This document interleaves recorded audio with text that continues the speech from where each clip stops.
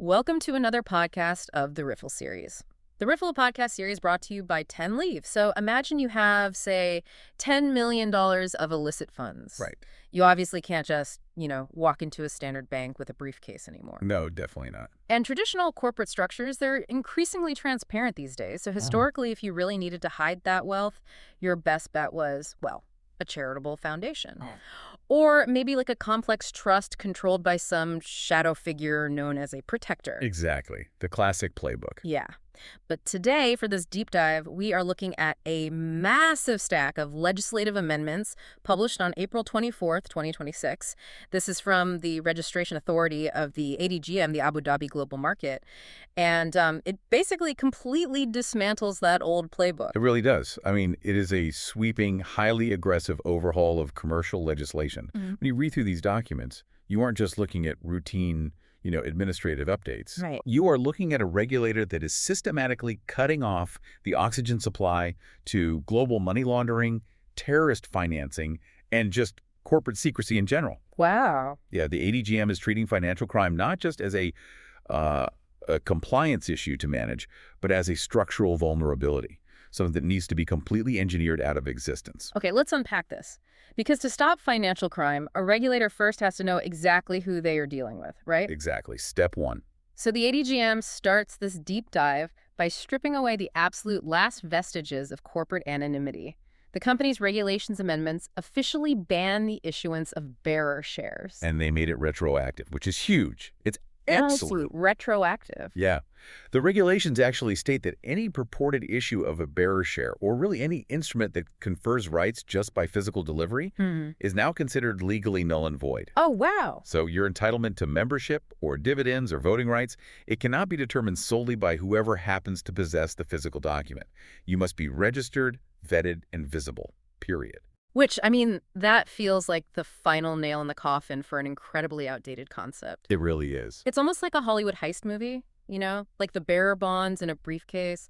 Whoever physically holds the briefcase owns the company, and there's just no paper trail at all. Right. It's very cinematic, but terrible for actual financial integrity. Yeah, and it's fascinating how stubbornly persistent those unregistered physical shares have been in the darker corners of international finance. But the regulator, they didn't just stop at traditional companies, did they? No, not at all. They went straight after the secrecy surrounding trusts through the beneficial ownership and control regulations. Right, which brings us to the shadowy figures. Yes. What's fascinating here is how the ADGM attacks the actual mechanics of control.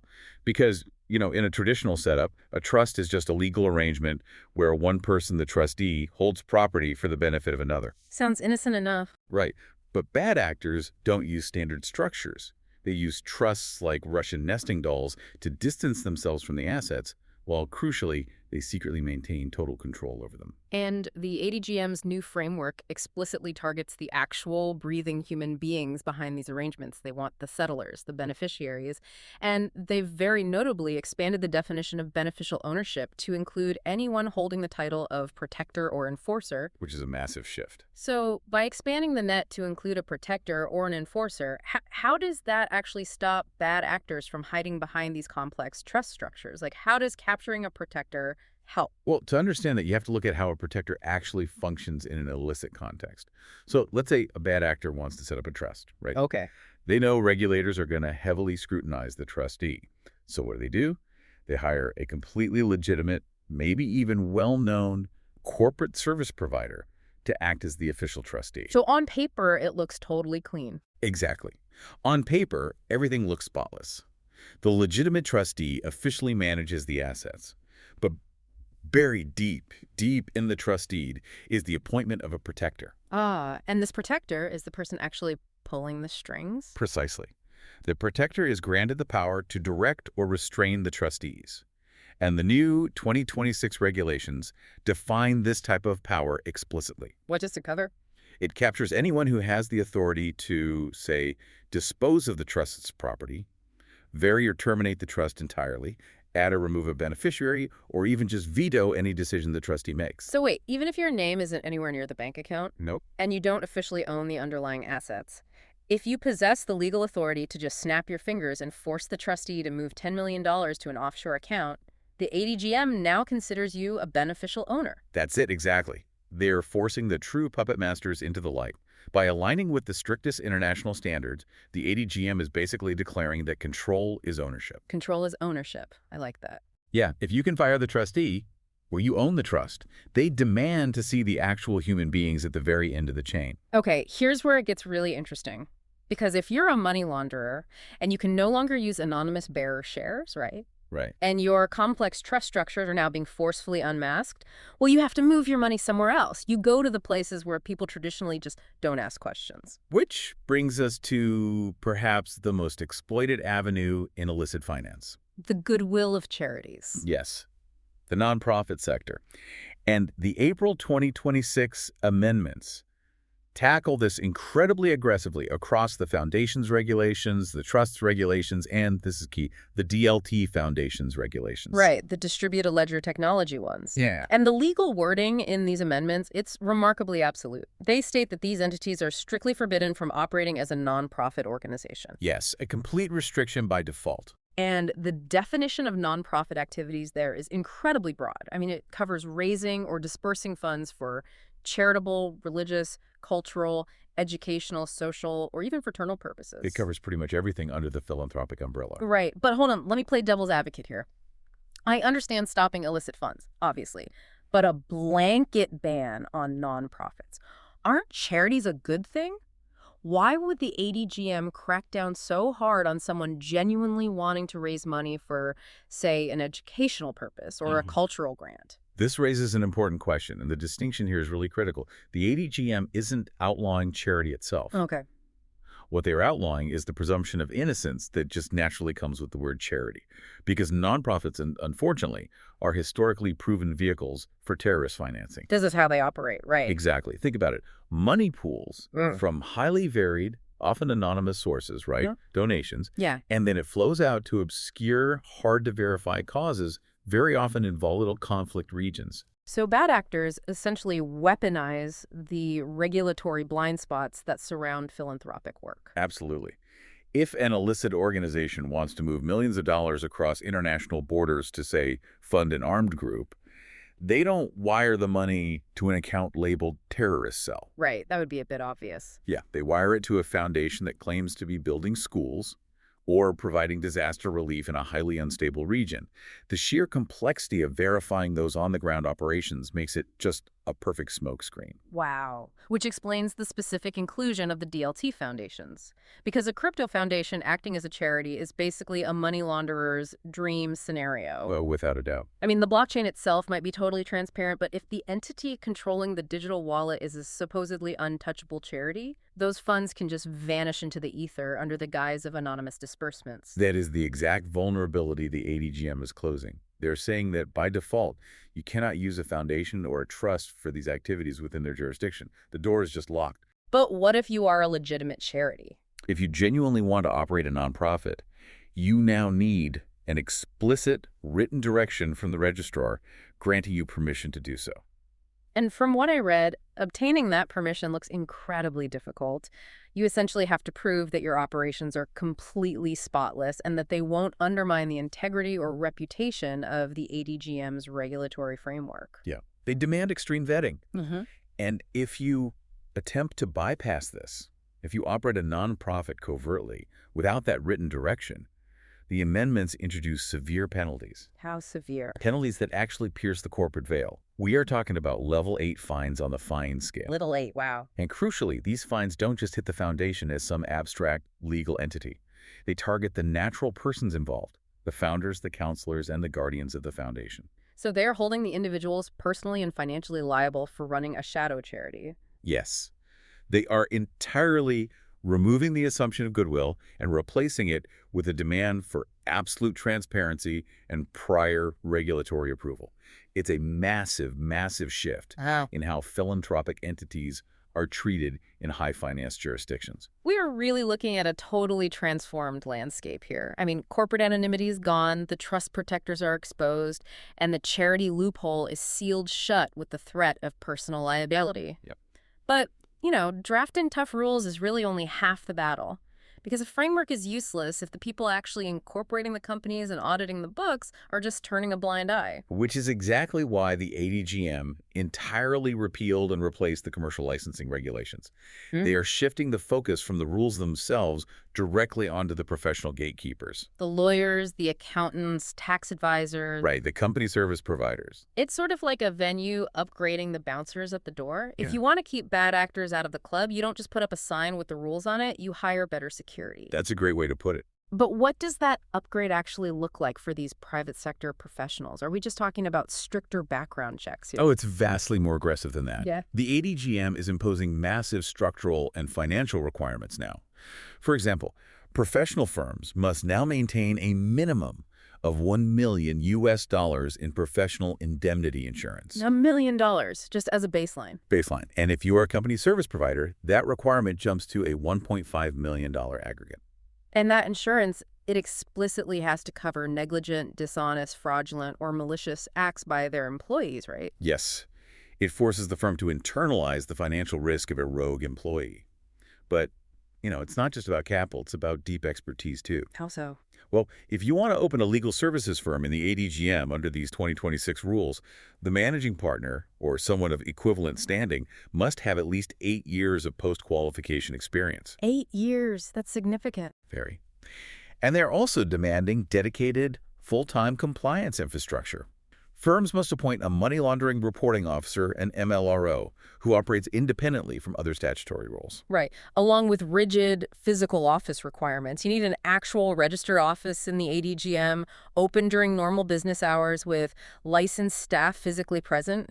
You can't just run a shell compliance firm out of a virtual P.O. box anymore. Exactly. But looking at all these demands, $1 million insurance policy, mandatory full-time independent MLROs, rigid physical office rules, 8 years of experience just for a managing partner, doesn't this just create a massive barrier to entry? It feels like it freezes out smaller, perhaps perfectly legitimate boutique businesses. If we connect this to the bigger picture, freezing out under-resourced businesses is precisely the regulatory intent here. Oh, really? Yeah.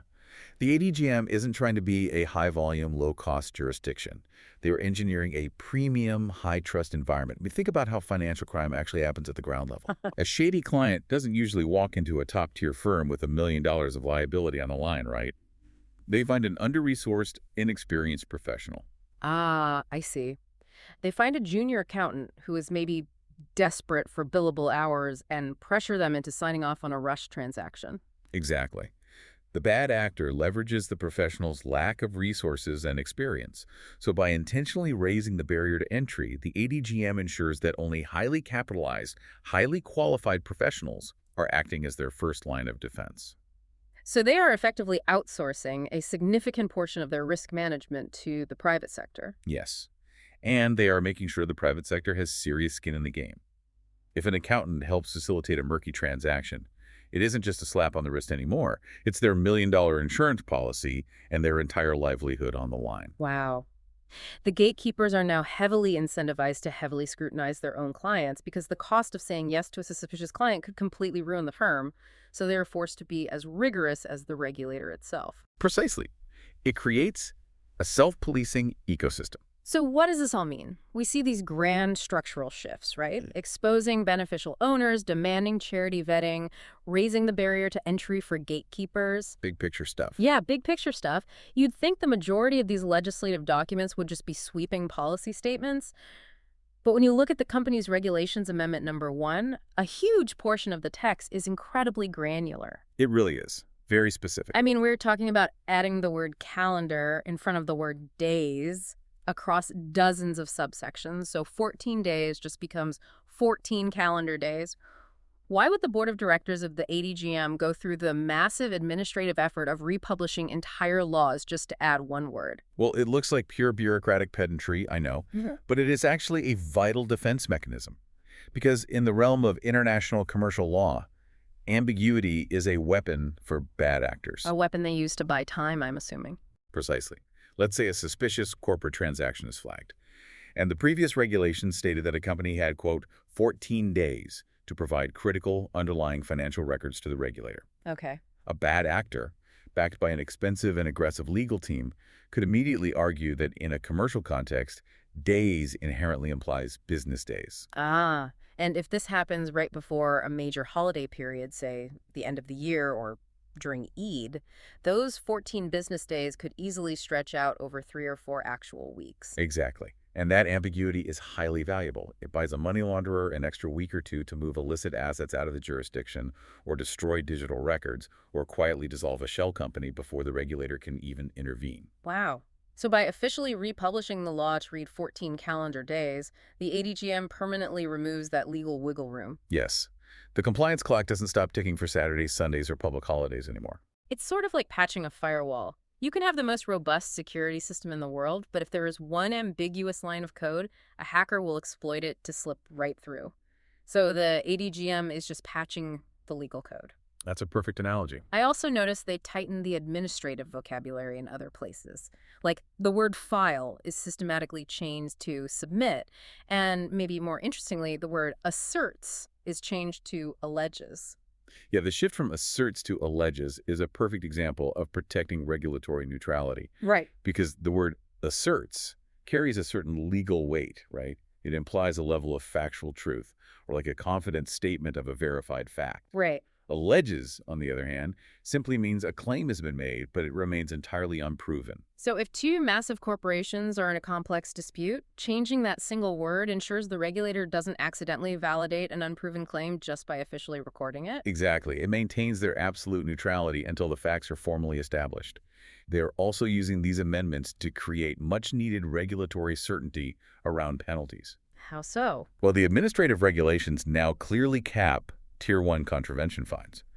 They explicitly state that a Level 1 or Level 2 fine shall not exceed $2,000. 2,000, which seems surprisingly low compared to those level 8 fines we discussed earlier for the illegal charities. It is low, but that is intentional. By firmly capping the Tier 1 fines, the ADGM is clearly separating minor administrative paperwork errors from massive systemic money laundering violations. Oh, I see. Right. If you are a compliant company and your legitimate, highly experienced MLRO just accidentally submits a routine form a day late, you know exactly what your maximum financial exposure is. It removes the fear of arbitrary, crippling punishment for minor slip-ups. Exactly, which makes the jurisdiction much more attractive to legitimate businesses. It creates a predictable environment for the good actors while completely suffocating the bad ones. I mean, this entire stack of April 2026 documents really is a masterclass in how jurisdictions engineer trust. It really is. You don't build a safe financial center just by issuing a press release saying you are tough on crime. You have to build it brick by brick. You destroy anonymity by banning bearer shares. You choke off illicit funds by putting a hard lock on the charity sector. Yeah. You force the gatekeepers to take on massive financial liability. And you meticulously comb through the legislative code to eliminate every single ambiguous word a clever lawyer might try to exploit. It is a comprehensive, ground-up reimagining of regulatory defense. But, as we step back and look at the sheer scale of these changes, it leaves us with a highly provocative reality to consider regarding the professionals caught in the middle of this. You mean the lawyers and accountants? Yes. Think about it. If the ADGM, and by extension the global regulatory community, is placing this much pressure and liability on company service providers to act as the ultimate defense against financial crime, Yeah. what happens to the traditional concept of client confidentiality? Oh, wow. That is a profound shift in the dynamic. It is.